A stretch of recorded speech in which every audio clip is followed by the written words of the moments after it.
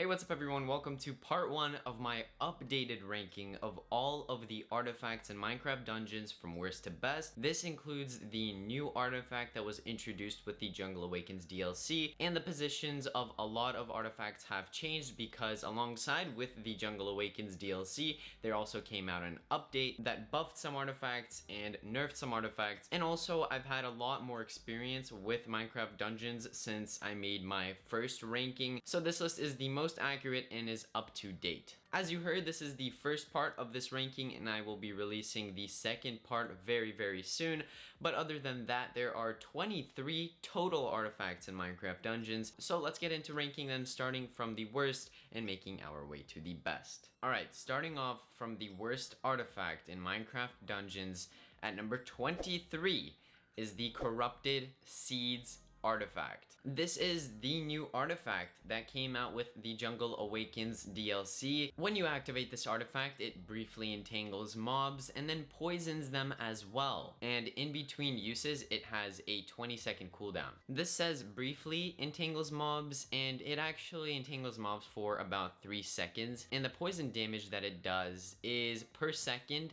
and it is very low. The radius on the ability is also pretty small. From my use, entangling mobs just has not been useful, and if this did a good amount of poison damage, then that could have made up for its other perk, but even that does not do much damage. So basically all you're doing is stopping mobs from getting to you, and that basically makes it take longer to kill packs of mobs. I mean, maybe I'm missing out on some situations where it can be very useful. I get that it could stall some enemies from getting to you, but really it's not gonna help you that much. In Minecraft dungeons, you are usually the one that is hunting mobs down and not the other way around. It's a pretty fast-paced dungeon crawler and you defeat mobs pretty quickly, so stopping and entangling mobs just ends up stalling you for longer. When the Jungle Awakens DLC was just coming out, I was pretty excited to try this in game because the effects are pretty unique and they showed some potential, but after playtesting the artifact, it just does not perform very well. In fact, I was pretty disappointed by it because I would have wished that it could have been a top tier performing artifact, one of the best in the game, and that would really add some variety into builds, but unfortunately that didn't really happen. The design of the artifact is awesome. I like how it appears, I like the animations when you activate it, and again I like the unique perks on it, but at the end of the day it's just not really effective and not an artifact that I would recommend to use. At number 22 we have the fishing rod. This artifact pulls the closest mob to you that is in your range and briefly stuns them. The cooldown on this artifact is pretty short, so you can use it consistently, and the pull-in stun effect can be useful against high HP mobs. However, you don't get to choose what target gets pulled in and stunned,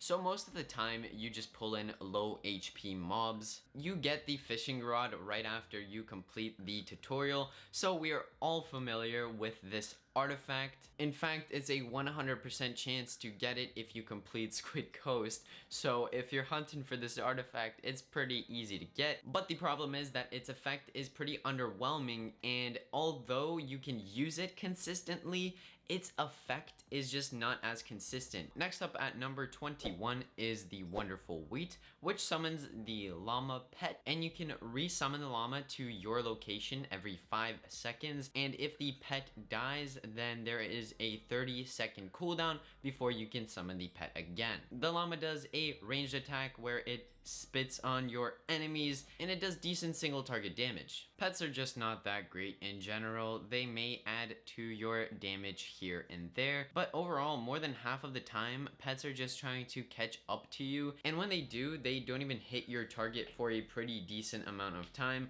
before finally starting to attack, and then they do decent damage. Pets can find use in some situations where you may need enemies to attack your pet instead of you because you may not have much HP or you want to fight the mobs from a range, but in general pets don't do much other than just look cool. Number 20 is next, which is the Tasty Bone artifact, and this summons a wolf that will aid you in battle, which has a cleave attack and deals a decent amount of damage. Its cooldown is the same as the wonderful wheat's cooldown. It has a 30-second cooldown if your pet dies, but if you're just trying to resummon it in a certain location, then it has a 5-second cooldown. As I just explained with the llama pet, pets are just not very useful in general, but the wolf is more useful than the llama pet in combat because it does have a cleave attack and it fights at close range, and most of the time it locks onto your enemies much quicker than the llama pet does. Next up we have the Totem of Shielding, which is a totem that you place down on the ground and it summons a little bubble around you, and this bubble blocks any projectiles that come from outside of the bubble. Projectiles means a ranged attack, so for example a skeleton or any mob that shoots a ranged attack. This bubble would end up preventing that attack as long as the enemy was outside of the bubble when they shot their projectile. The artifact has a decent duration and has a 20-second cooldown. The Totem of Shielding does not have much use when you are just running through a dungeon and defeating mobs in it, just because you are running at a fast pace and you are trying to approach enemies, and this bubble makes you stand still within a tight area, so that is not very optimal for clearing dungeons quickly. But where this artifact can help you is in boss fights, because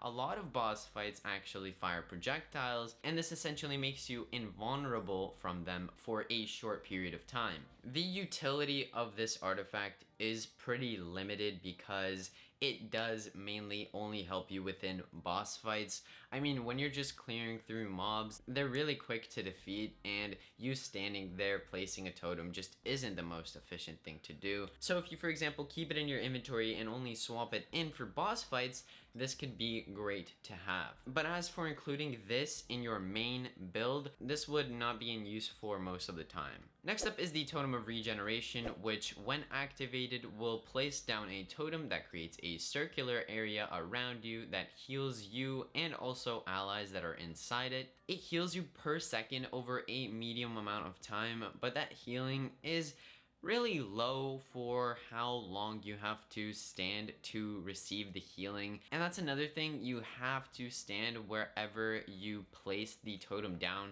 so you cannot continue moving after you place it down and still benefit from the healing.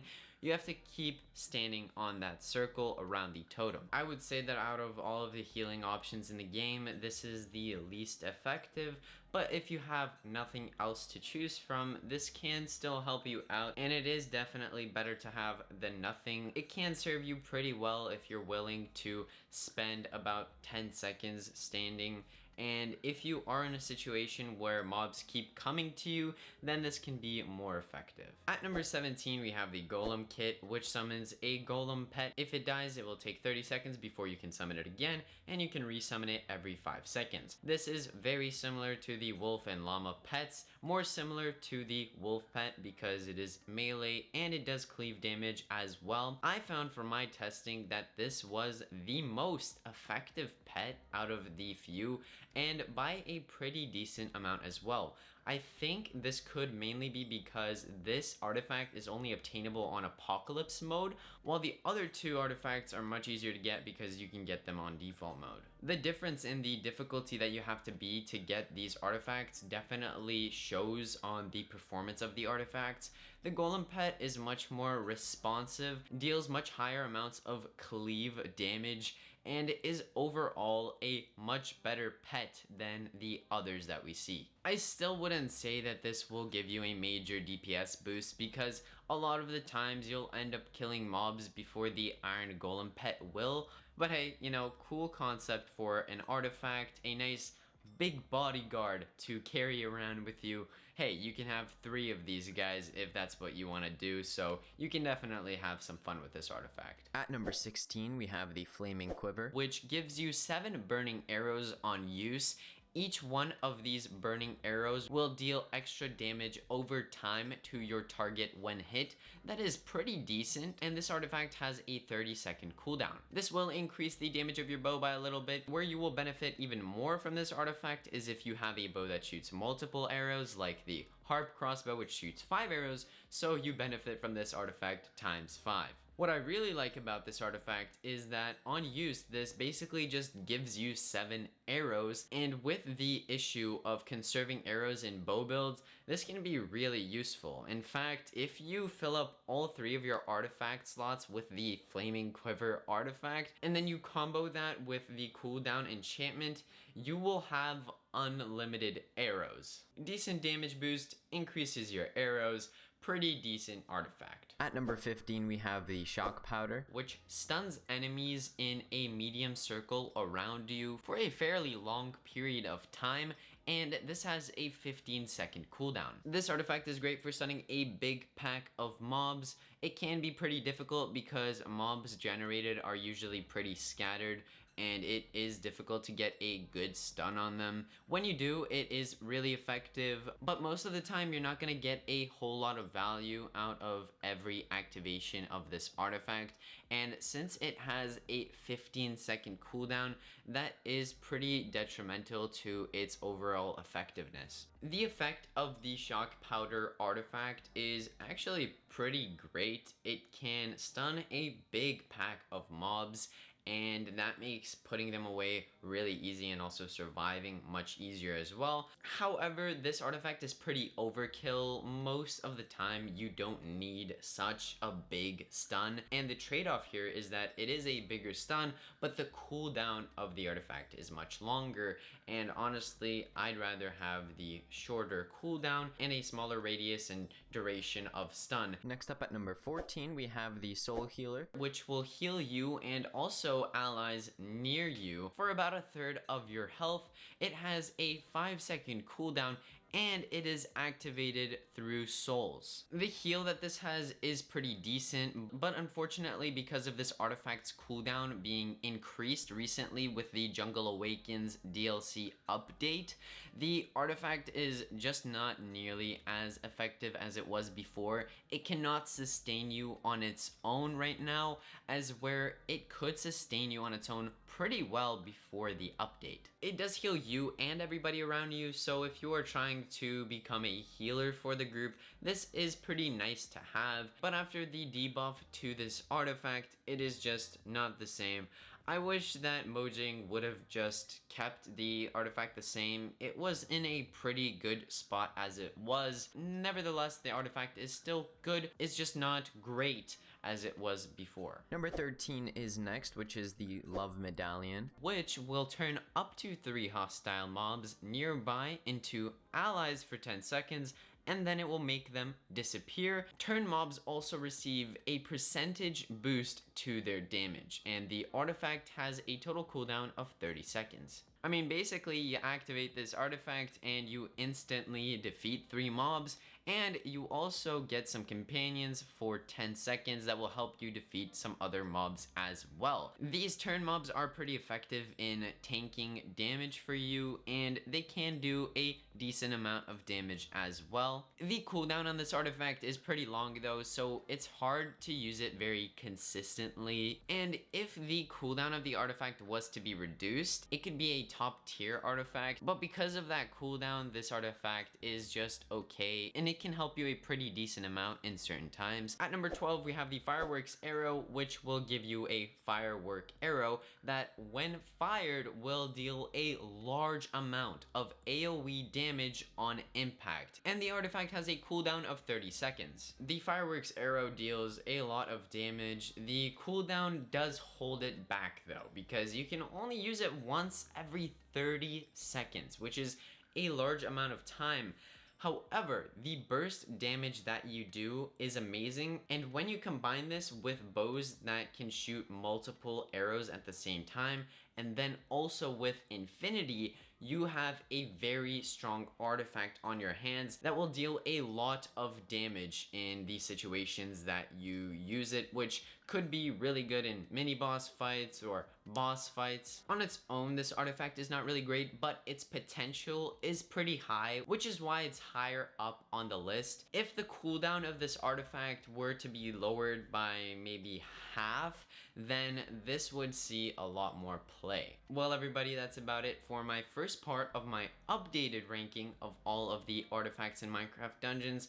Let me know if you agree with my rankings, and part 2 is on its way. It's coming very soon, so stay tuned for that. But other than that, thank you all so much for watching this video. Leave a like, comment, subscribe if you enjoyed it, and I will see you all in the next video. Peace out, everybody.